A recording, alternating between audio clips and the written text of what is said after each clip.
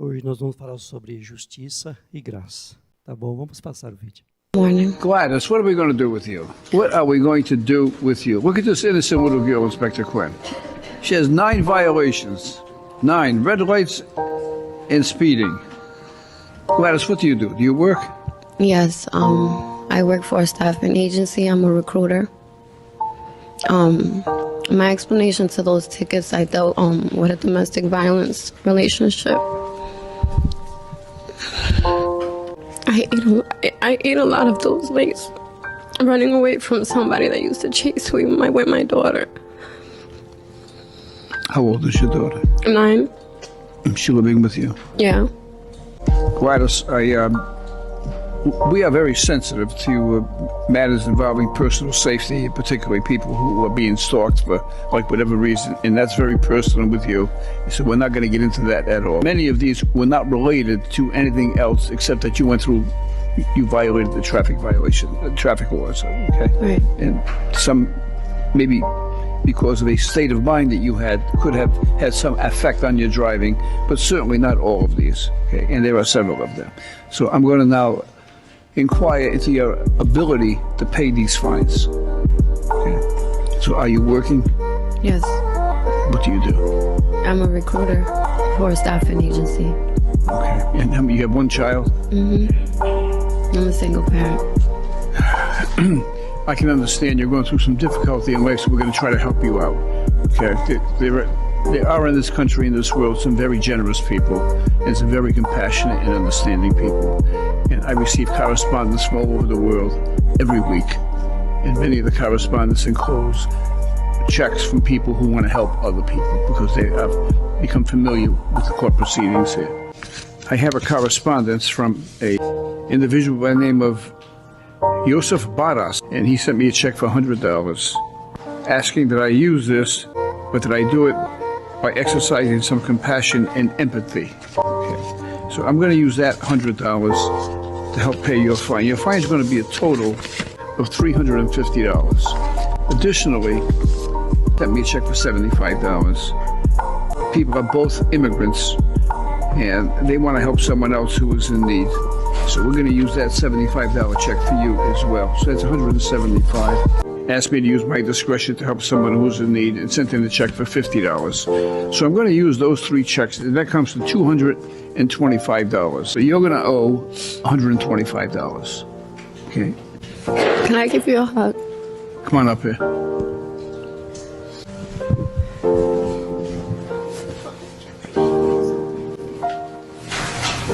Relax. You feel better now? Romanos 3:21. Mas agora se manifestou uma justiça que provém de Deus, independente da lei, da qual testemunham a lei e os profetas. Justiça de Deus, mediante a fé em Jesus Cristo para todos os que creem. Não há distinção, pois todos pecaram e estão destituídos da glória de Deus, sendo justificados gratuitamente por sua graça, por meio da redenção que há em Cristo Jesus. Deus o ofereceu como sacrifício para a propiciação mediante a fé, pelo seu sangue, demonstrando a sua justiça. Em intolerância havia deixado impunes os pecados anteriormente cometidos, mas, no presente, demonstrou a sua justiça, a fim de ser justo e justificador daqueles que têm fé em Jesus. É sobre justiça e graça que vamos falar hoje. E vamos ver como Deus se manifesta. Já vimos aqui um pouco, mais um pouco também, através de um músico, que nós vamos ouvir também agora. Por favor, para colocar outro vídeo.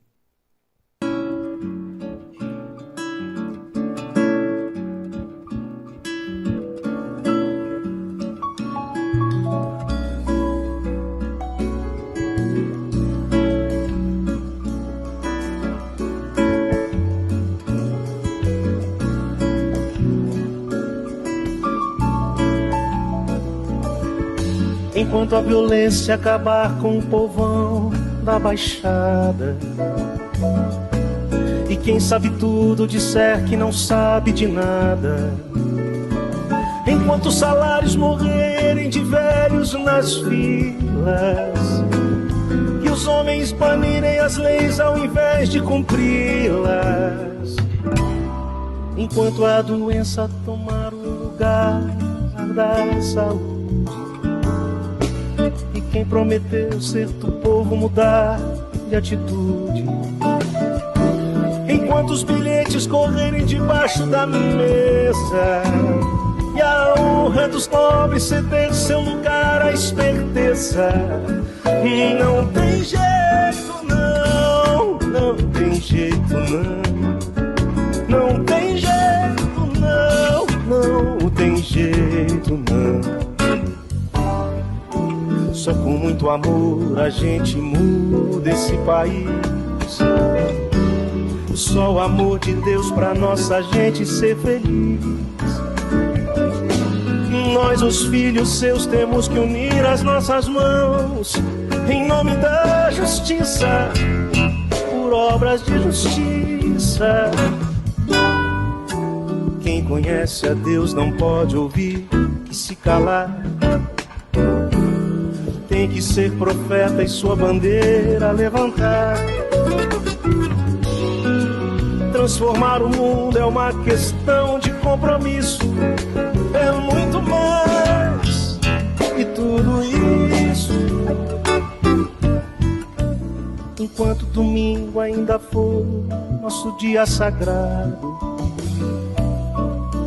em nome de Deus se deixar os feridos de lado, enquanto o pecado ainda for simplesmente um pecado, vivido, sentido, embutido, espremido e pensado, enquanto se canta e se dança de olhos fechados, tem gente morrendo de fome por todos os lados. O Deus que se canta nem sempre é o Deus que se vive, não, pois Deus se revela, se envolve, revolve e revive, e não tem jeito não, não tem jeito não, não tem jeito não, não tem jeito não. Só com muito amor a gente muda esse país, só o amor de Deus pra nossa gente ser feliz. Nós, os filhos seus, temos que unir as nossas mãos em nome da justiça, por obras de justiça. Quem conhece a Deus não pode ouvir e se calar, tem que ser profeta e sua bandeira levantar. Transformar o mundo é uma questão de compromisso, é muito mais, é muito mais, é muito mais, e tudo isso ia poder tomar.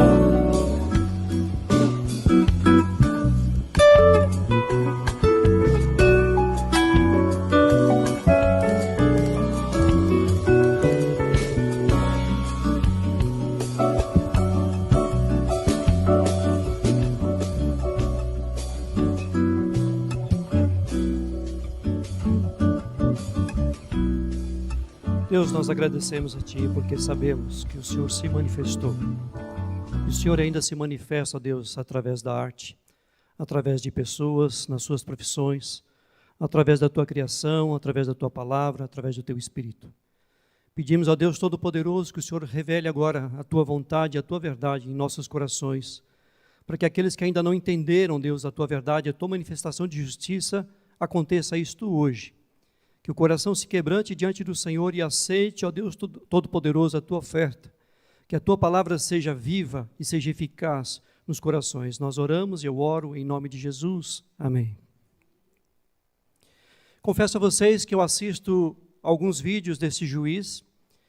Ele faleceu este ano. E quando eu fiquei sabendo, o juiz Frank, ele faleceu este ano. Quando eu fiquei sabendo do falecimento dele, eu questionei Deus. Eu falei, Deus, por que pessoas tão boas morrem tão cedo? Pessoas que deixou, no caso dele, né, eu acredito que ele deixou este legado, um legado de bondade, um legado de empatia, um legado de misericórdia, um legado de justiça. Esse é um dos casos que ele julgou, mas existem vários. Inclusive, o funeral dele foi tratado como um chefe de Estado.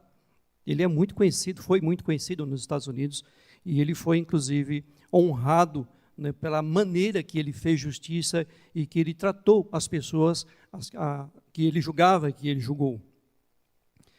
Então, olhando para o Frank, eu fico imaginando, para mim, pelo menos, é assim que eu imagino Deus como juiz. Pelo menos é assim que eu gostaria que Deus fosse como juiz, para julgar a minha causa diante dele.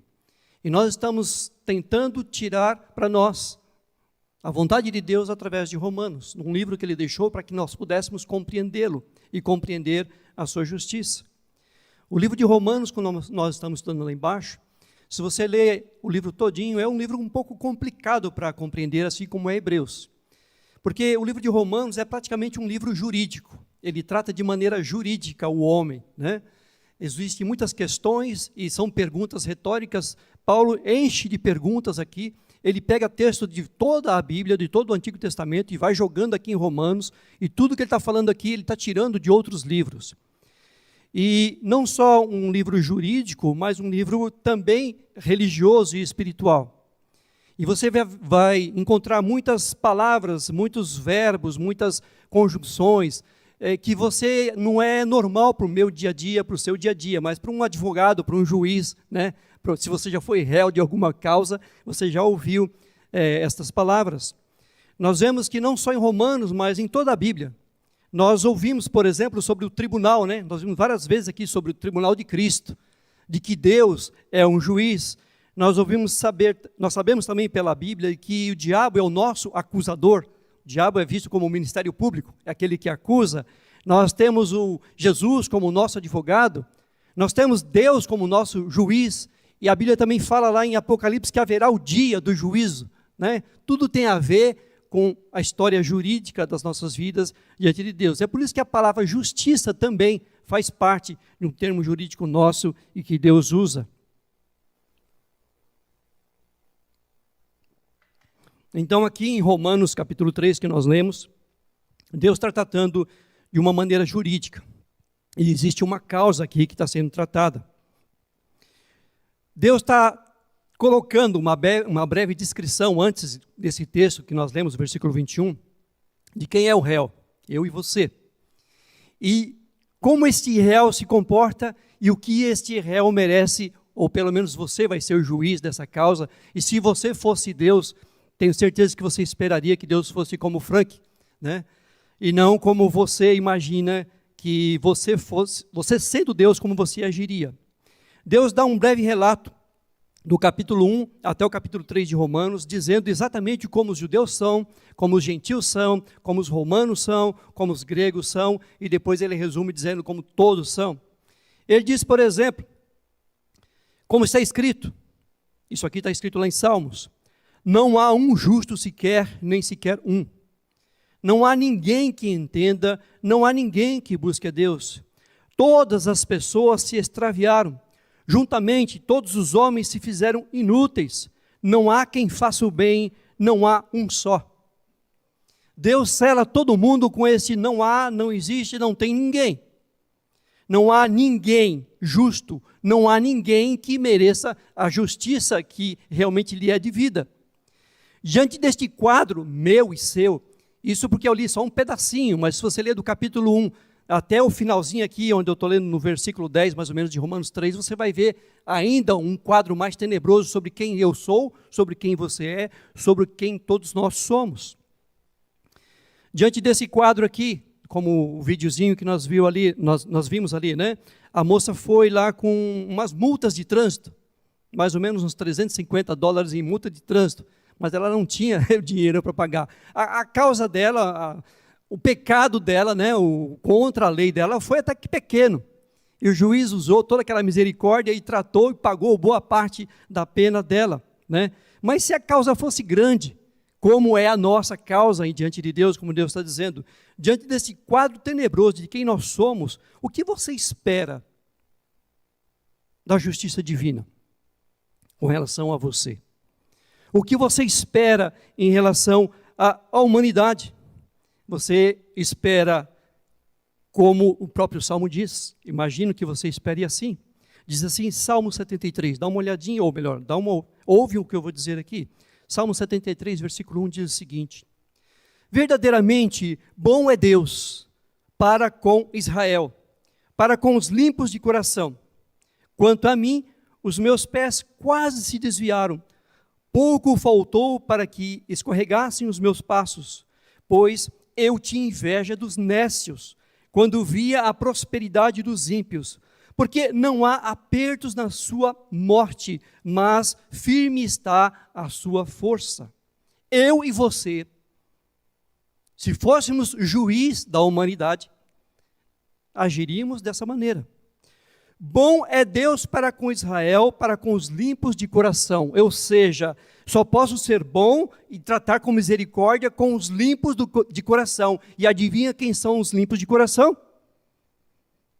Você, né? Duvido que você ia dizer, isso não é comigo. Inclusive nesta oração, neste salmo, o próprio salmista está dizendo o seguinte, ele acredita que Deus é bom com os limpos de coração. E tenho certeza que nesta oração, neste salmo, ele está se incluindo aqui. Aí ele diz, quanto a mim, eu dei uma vacilada, né? Ao ver como Deus trata os não limpos de coração, eu fiquei bravo. Eu senti até inveja deles. Porque eles não temem a Deus, eles vivem a vida que eles acham que é correta, e mesmo assim Deus os trata com bondade. Mesmo assim eu vejo que não há aperto na vida deles, eu senti inveja. Ah, se eu fosse como eles. E ele acaba de dizer que na concepção dele, Deus só age com bondade aos limpos de coração. E se fosse assim, queridos, aonde Deus iria encontrar limpos de coração para tratar com bondade e com misericórdia? Se ele mesmo afirma aqui em Romanos que não há nenhum sequer, não há alguém que Deus possa aplicar a justiça dele usando isto como base. É assim que nós imaginamos Deus. Deus é limpo para com os bons, Deus ele é justo para com os bons, mas para com os maus ele deveria ser bravo, ele deveria ser irado, ele devia aplicar a justiça, não a justiça dele, mas a sua justiça. Pense em algumas pessoas que você acha que Deus deveria aplicar a justiça, a sua justiça. Pense pelo menos num nome aí. Imaginou o nome? O que você esperaria que Deus aplicasse nesta pessoa? Já fiz uma brincadeira aqui uma vez, acho que na escola dominical, quando nós estávamos falando sobre isso. Coloquei imagem de 4 pessoas. E a pergunta era o seguinte, se você fosse Deus, ou pelo menos o anjo que estava lá no porta do céu, né? Você é o responsável de abrir a porta e deixar aquela pessoa entrar ou não, né? E de repente você está lá e entra aquela pessoa que você, pelo menos está no portão, que você entende que esta não merece o céu. Eu tenho certeza que esta não é limpa de coração como eu fui, como eu sou. Você permitiria que esta pessoa entrasse? Com certeza não. Porque a nossa justiça não é a justiça de Deus. Deus não aplica a justiça dele como nós gostaríamos de aplicar a justiça de Deus. E se Deus aplicasse a justiça dele como eu e você gostaríamos que ele aplicasse, não sobraria nem eu e nem você. Porque aqui em Romanos capítulo 3, Deus ele manifesta, diz o versículo que nós lemos, versículo 21. Deus está apresentando aqui como é que ele faz isto, como é que ele manifestou e como é que ele manifesta a sua justiça. Mas agora se manifestou uma justiça que provém de Deus, independente da lei, da qual testemunham a lei e os profetas. Queridos, quando Deus está começando, ou pelo menos esses versículos estão começando no mas agora, esse mas aqui que para nós é uma conjunção adversativa, é um nome esquisito. Mas no grego, né, quando a gente tira essa palavra, esse mas aqui, ele está entrando para dar uma solução em tudo aquilo que Deus vem dizendo antes, né, todo o discurso, todas as afirmações, todas as conclusões que Deus vem falando sobre o homem, sobre o que acontece na terra, como as pessoas imaginam justiça. Quando ele entra, tudo isso está acontecendo, o homem é assim mesmo, todos pecaram, todos estão nessa situação, mas Mas Deus resolveu a sua maneira resolver este problema. A sua maneira manifestar a sua justiça, aplicar justiça em tudo isso. Mas a justiça do seu jeito, a justiça à sua maneira. Mas agora se manifestou a justiça que provém de Deus, independente da lei. Por que independente da lei? Porque até aqui, todas as pessoas acreditavam que Deus ele podia ser agradado através do que eu podia fazer com a minha vida. Tanto é que até aqui, a lei que ele está se referindo aqui, é a lei dos 10 mandamentos. Você lembra, né? Não matarás, não roubarás. Se você se colocar naquelas 10, né? Na verdade são muito mais, mas naquelas 10, os 10 mandamentos que tem lá, se nós, acho que foi, não sei se é Salmo, não, um texto que o próprio Jesus fala, se nós errássemos em um só, se você caísse em um só, praticamente você teria pecado em todos. Uma vez, quando Jesus estava sendo questionado sobre isso, quando uma pessoa chega para ele e diz assim, Senhor, o que eu devo fazer para ter a vida eterna? Se lembra? O que eu devo fazer, né? Quais são as leis que eu devo cumprir para ter direito à justiça e à misericórdia de Deus?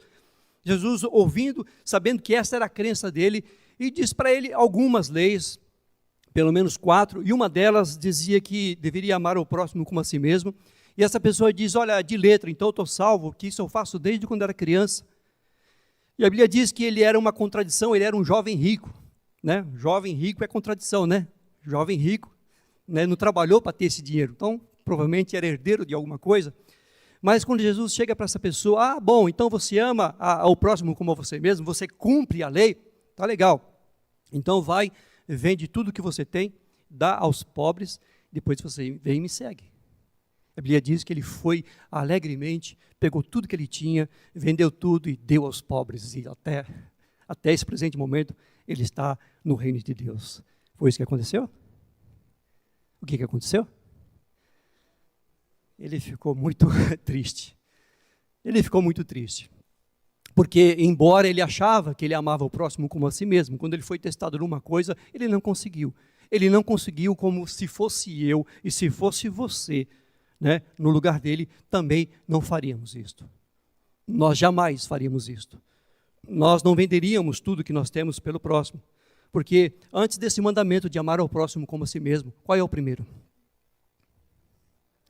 Amar a Deus de que maneira? Sobre todas as coisas.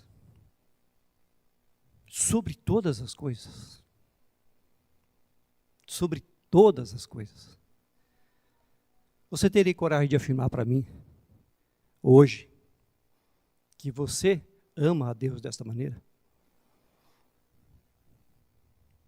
Talvez você afirmaria com a sua boca, eu amo a Deus acima de todas as coisas, certo? Mas amanhã, segunda-feira, estou sentado do teu lado lá, quando o seu dia começa, eu vou conseguir ver isto? Que você realmente ama a Deus acima de todas as coisas? Queridos, acredito que o único que conseguiu amar a Deus acima de todas as coisas foi o seu próprio Filho, Jesus Cristo. Quando ele veio a esta terra, ele diz, eu não vim aqui para fazer a minha vontade, mas a vontade do Pai que me enviou. Eu creio que ele foi o único que conseguiu viver esta lei, não só de amar a Deus sobre todas as coisas, mas amar também o próximo como a si mesmo. Porque a Bíblia diz que nós o amamos por quê? Porque ele nos amou primeiro. Então, diante deste quadro tenebroso do homem, diante desta afirmação, diante dessa nossa insuficiência, nossa incapacidade de cumprir a lei, foi que Deus então colocou a sua justiça. E como é que Deus impôs a sua justiça, ou pelo menos propôs a sua justiça? Porque nós não podemos, nós não temos capacidade de cumprir a lei. Se Deus te desse uma lei só para você cumprir, você não cumpriria. Estou falando duas pequenas, que é amar a Deus e amar ao próximo, nós não conseguimos. Desde criança, você ama o seu irmão mais do que você mesmo? Quando você tem que disputar um tênis, uma camisa, um filme, né? Quem é que ganha lá, você ou a pessoa? Né? Uma comida, um refrigerante, sempre é você, sempre somos nós. Nós nos amamos mais do que o próximo. E isso é normal, é natural, o ser humano é desse jeito. Você é desse jeito porque nós nascemos assim, porque, como diz a Bíblia, não há um justo sequer, nem sequer um. E Romanos 3, 23 sela tudo isto. Versículo 23. Deixa eu ver se eu acho aqui. Diz assim: pois todos pecaram e estão separados, destituídos da glória de Deus, sendo justificados gratuitamente por sua graça, por meio da redenção que há em Cristo Jesus. Se todos pecaram, isto inclui você. Isto inclui a mim. E a Bíblia fala que todos pecaram. Inclui os romanos, para quem foi escrita essa carta. Inclui os judeus que estavam lá, submissos a eles. Inclui os egípcios. Inclui os gregos. Inclui os brasileiros, os americanos, os chineses. Todas as nações, todos os povos, todas as etnias, todas as idades, todas as pessoas.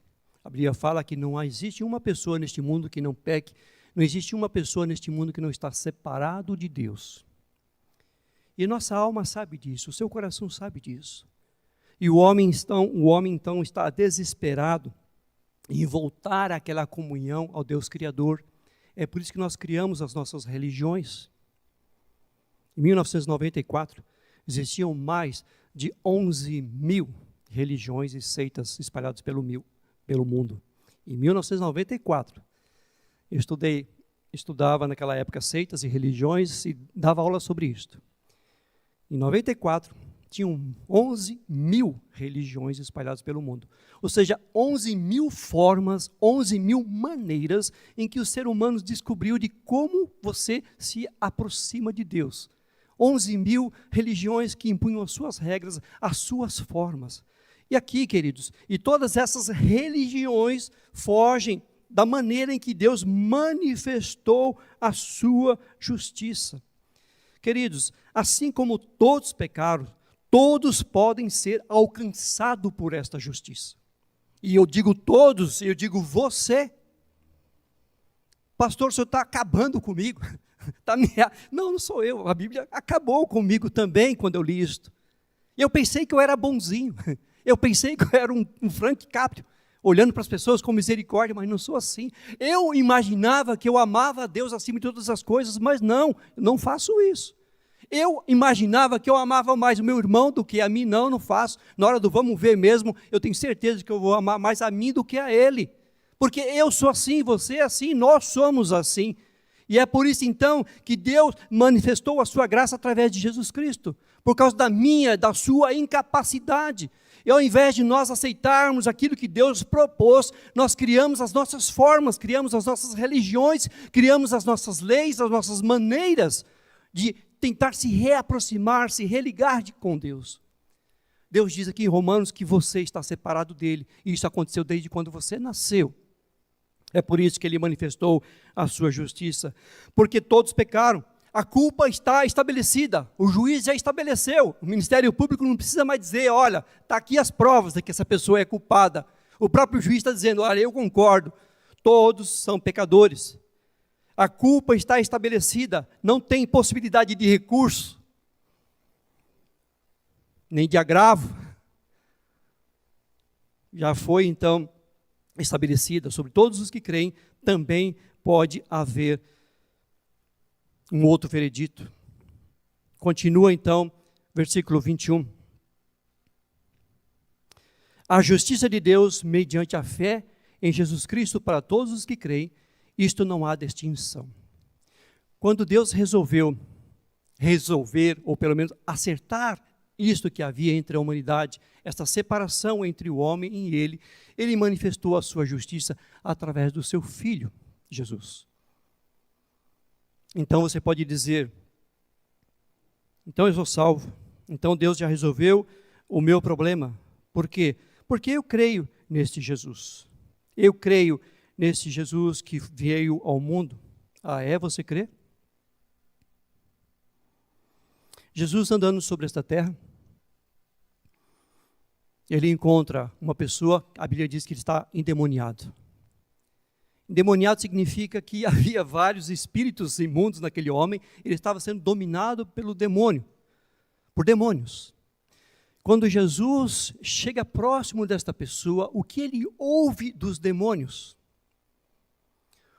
O que temos nós contigo, Jesus, Filho do Deus Altíssimo? Veio nos atormentar antes do tempo. E antes disso, diz a palavra que aquele homem dominado por demônios, ele estava falando isso, mas dobrado aos pés de Jesus.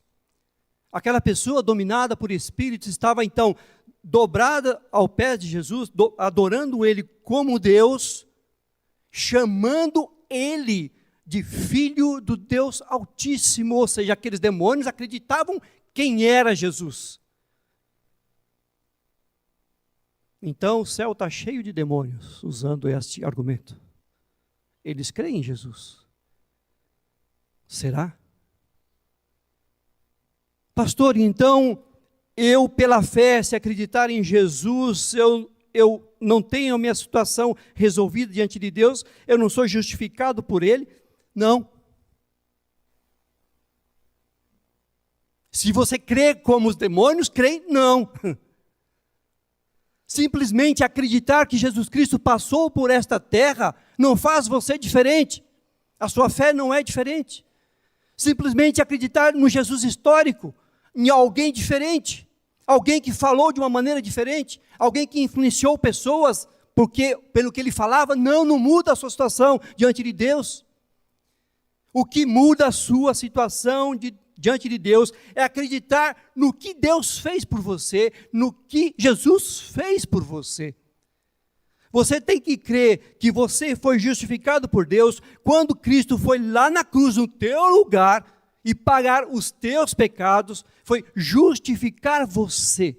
Se você crer nisto, crer que aquilo que aconteceu na cruz era para acontecer com você, é aí que começa então a sua fé e a sua redenção. Só crer que ele passou por esta terra como o Filho de Deus, até os demônios creem. E nem por isso eles são salvos.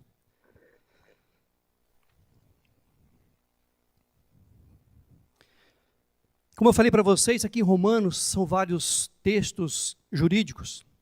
E tem palavras aqui que são importantíssimas, que eu vou tentar talvez trazer para o nosso português e de alguma maneira fazer com que nós entendamos essas palavras que não são usadas normalmente no nosso dia a dia, para a gente ver a importância delas e como é que é a nossa fé em Cristo, fé correta, fé no que Ele fez por você, aquilo que Ele fez por você lá na cruz, é isso que te salva, é isso que te livra da sua condição de estar afastado de Deus. Quando você crê naquilo que Cristo fez na cruz por você, não é só crer que Ele passou por esta terra, é crer naquilo que Ele fez, não, qual é a ação dEle, como é que Deus o entregou, por que existia aquela cruz. É mais do que um símbolo, é mais do que uma ideia, é mais do que uma religião, a minha e a sua vontade de estar com Deus. A cruz em si não tem poder nenhum, mas o que foi feito na cruz, o que aconteceu na cruz, o sangue derramado lá, é neste ato, é nessa situação que você tem que acreditar. É nisso que você tem que entregar o seu futuro, a sua vida. Quando você partir deste mundo, quando você morrer, o que você acha que vai acontecer com você? Você acha ou você tem certeza? Se você aceitar esta sugestão de Deus, a Bíblia diz que Ele propôs isto para você, para mim, para a humanidade. Diante dessa situação que está a humanidade, eu proponho isso para você. Você é um pecador, nós somos pecadores, nós não amamos a Deus acima de todas as coisas, nós não amamos o próximo como a nós mesmos. Então, diante disso, o que você espera de Deus no dia do julgamento? No dia que você partir desta terra, o que você espera dEle? Que Ele seja um juiz como você? Porque se Ele for um juiz como você, o que espera para você é a ira. Mas graças a Deus que Deus não é assim. A Bíblia diz então que Ele propôs justificação. Ele propôs te tornar justo. Justificação, queridos, nada mais é do que colocar você dentro de algo que é justo, ou seja, da maneira que era quando Deus te criou. Lembra quando Deus criou Adão e Eva? A Bíblia diz que eles andavam, não sei como é que isso funcionava, mas na minha cabeça eu imagino mais ou menos assim. A Bíblia diz que eles viviam o dia a dia deles lá, cultivando, planejando a vida, não tinham ideia do que era a morte. E toda vez no final do dia, quando o sol se punha, a Bíblia diz que Deus descia e andava com Adão, lado a lado, e os dois batiam um papo. A Bíblia fala que eles conversavam. Dá para você imaginar uma situação dessa? Você pode compreender melhor vendo Jesus, Jesus andando com seus discípulos. É Deus, Deus andando com os homens. Mas era assim, nosso estado original. Desta maneira, até aí, o homem era justo. Ele estava exatamente da maneira com que Deus o criou. Ele e Deus eram uma imagem só. A Bíblia diz que Ele nos criou a imagem dEle. Eles eram parecidos, eles eram iguais. E Deus andava, já imaginou assim os passos de Deus quebrando as folhas, quebrando os galhos lá, e Adão andando do lado dele? Talvez Eva também. Mas a Bíblia diz que na viração do dia, Deus ia lá visitá-los. Eu acredito, queridos, que quando eu morrer, eu vou voltar para casa. Porque eu creio que eu voltei para esta, não sou justo não, eu sou pecador ainda. Mas eu aceitei essa condição que Deus propôs. Quando Deus quer te tornar justo, Ele quer trazer você para aquela condição de comunhão com Ele, e você poder andar com Ele como se fosse um amigo, como nós cantamos aqui. E é por isso que Ele diz que nós somos justificados por meio da fé. Você é colocado naquela condição original. E também Ele diz que nós somos justificados por causa da redenção em Cristo. Então a palavra justificação tem a ver com a declaração do juiz. Eu te declaro justo. Não porque você seja justo, mas porque alguém pagou pelo que você fez. Este alguém foi meu filho. A Bíblia diz que Cristo, Ele nos redimiu. Redimiu é tornar você naquela situação que você era antes, ou pelo menos que Deus gostaria que você fosse. Também diz a palavra que Ele remiu. Diferente também, palavra esquisita, Quando é que foi que você usou a última vez essa palavra? Remissão. Remissão é aquilo que as pessoas faziam com os escravos ou com os capturados de guerra. Havia guerra entre duas nações, pessoas eram capturadas, pessoas eram levadas para a nação que venceu a guerra, aquelas pessoas se tornavam escravos, às vezes na sua casa, às vezes no trabalho. A única maneira daquela pessoa sair daquela condição era alguém chegar lá e comprar aquele escravo, remir aquele escravo, pagar o preço por ele. E foi isso que Deus fez por mim, foi isso que Deus fez por você. Em Cristo Jesus, você foi redimido, você pode ser redimido. Então, crer que Jesus passou por essa terra é o começo. Mas para nós aproveitarmos, ou pelo menos usufruirmos dessa proposta de Deus, dessa justiça de Deus, tem que passar por algo mais. Diz o versículo 24, sendo justificados gratuitamente por sua graça. Quando a gente lê justificados gratuitamente, essa palavra gratuitamente estraga um pouco. Porque a gente entende que gratuitamente é de graça. Opa, beleza? Quem não quer nada de graça? Não é verdade? Não preciso fazer nada, é de graça. A tradução aqui no nosso português não é muito boa. Na verdade, no grego aqui a tradução mais próxima seria sem justificativa, ou melhor, mais ou menos assim, você é justificado sem razão. Isto, sem razão é a palavra mais correta. Sem razão. Ou seja, você não merece, não tem razão de eu justificar você. Você não fez nada para que isso acontecesse. Olhando para a tua vida, olhando para as condições de Romanos aqui, não tem nada em nós que justificaria a salvação. Por isso que é justificação gratuita. É uma justificação que não tem razão. Você não fez alguma coisa para que aquilo acontecesse. Deu para entender aqui? Justificação gratuita Justificação sem razão. Você foi colocado na condição anterior que Deus gostaria que você estivesse, aquela condição lá antes do pecado, através da redenção que Jesus Cristo ofereceu. Por meio da redenção que há em Cristo. Então, acreditar que Cristo veio sobre esta terra, você não faz nada mais do que o que os demônios fazem. Mas, se você crê na redenção lá na cruz, aí está a diferença. É assim que você consegue, então, voltar àquele ponto de justiça, da maneira que Deus te criou, que criou a humanidade, na verdade. Deus ofereceu como sacrifício para propiciação. Que nome esquisito. Propiciação é apaziguar, tornar Deus propício. Deus olha para você de uma outra maneira. Sabe quando um pai olha para você e você acabou de fazer alguma coisa errada e o pai olha com aquele olhar bravo? Né? Eu falava isso para meus filhos. Depois que eles fizeram alguma coisa errada, vai para o quarto. Leva a varinha e a Bíblia.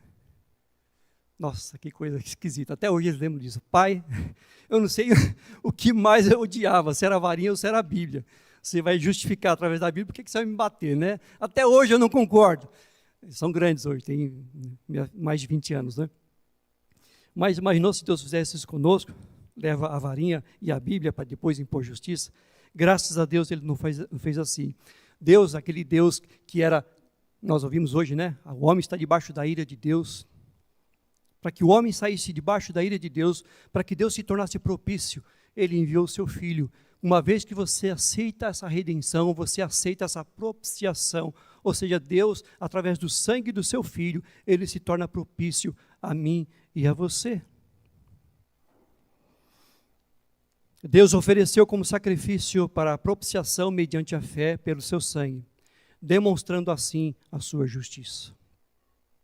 Concluindo, queridos, eu vejo Deus como aquele homem no começo, como o juiz Frank.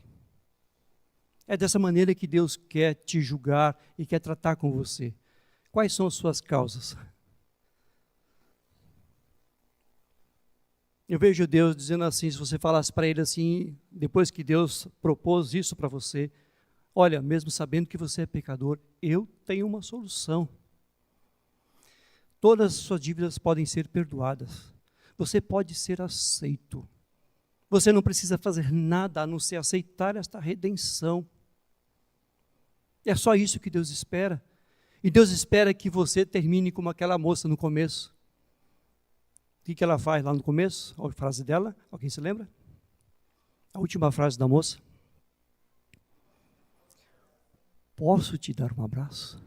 Isso me arrebenta. Já imaginou você ter essa intimidade com Deus?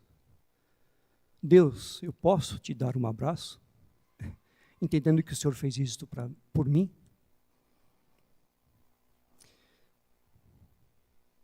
Você pode mais do que isto.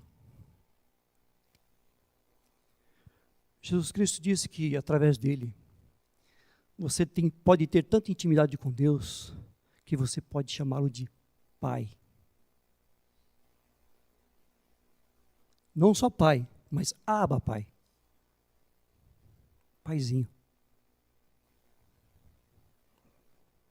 Uma vez aceitando esta redenção, você pode ter essa intimidade mais do que andar como Adão andava junto com Deus. Mas você pode abraçar Deus, você pode chamar Ele de Paizinho.